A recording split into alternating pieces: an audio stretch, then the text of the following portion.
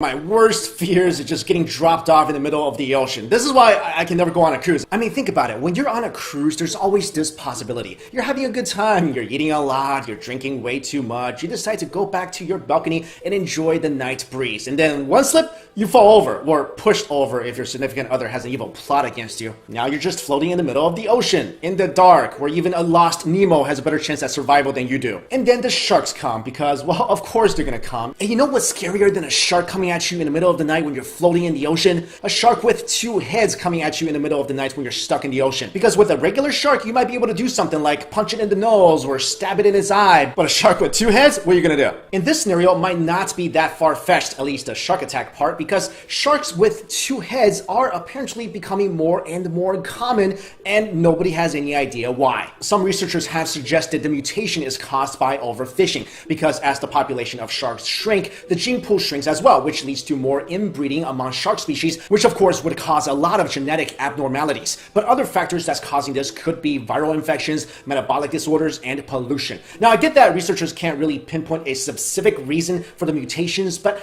I think it's pretty safe to say that overall the problem is us, right? I mean, the biggest source of pollution in the ocean is directly from land-based sources such as oil, dirt, septic tanks, farms, cars, and thousands of tons of waste and trash that are being dumped into the ocean every single day. I mean, there's an island of garbage twice the size of Texas inside the Pacific Ocean right now. So you combine all that and overfishing, then is it really a surprise that sharks are showing up with two heads? Maybe that's nature's way of fighting back, right? Let's start giving animals more ways to eat us with. Sharks are getting a second head, and maybe next year we'll see a three-headed lion where squirrels will start sniping us with acorns. But seriously, this is a real problem, and I think the shark mutations are only just the beginning. Next, there could soon be a real-life Iron Man, or actually real-life Iron Men. Scientists in the US are working on a combat suit for soldiers inspired by the Iron Man suit from the movies and say it could be available in just 2 years. They're calling it Talos, or Tactical Assault Light Operator Suit, and it will give the person wearing it the ability to see in the dark, superhuman strength, and it can also deflect bullets. But the flaw is, well, they can't really replicate Tony Stark's energy source, so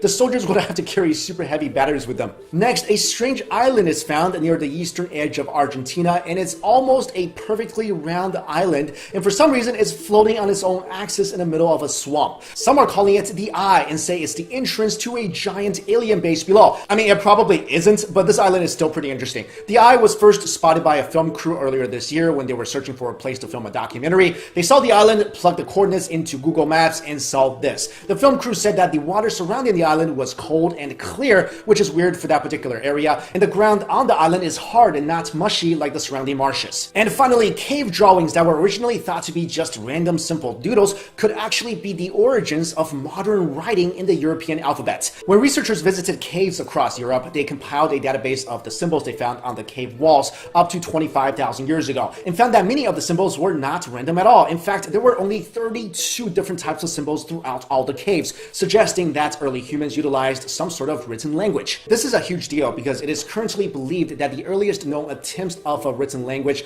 were cuneiform scripts created 5,000 years ago in the city of Uruk in what is now Iraq. So there you go, guys. In this video, we covered what the next Sharknado movie will be all about. The government is creating more advanced ways we can all go and kill each other. A potential alien base is in Argentina, and the first written language could have been developed 20,000 years before we thought. Let me know your thoughts on any one of the stories in the comments below. Thank you all so much for watching. See you later. Hey everyone, it's Mikey Chen. I've mentioned in previous videos that one of my worst fears is just getting dropped off in the middle of the ocean. This is why I can never go on a cruise. I mean, think about it. When you're on a cruise, there's always this possibility. You're having a good time, you're eating a lot, you're drinking way too much, you decide to go back to your balcony and enjoy the night breeze. And then one slip, you fall over, or pushed over if your significant other has an evil plot against you. Now you're just floating in the middle of the ocean, in the dark, where even a lost Nemo has a better chance at survival than you do. And then the sharks come because, well, of course they're gonna come. And you know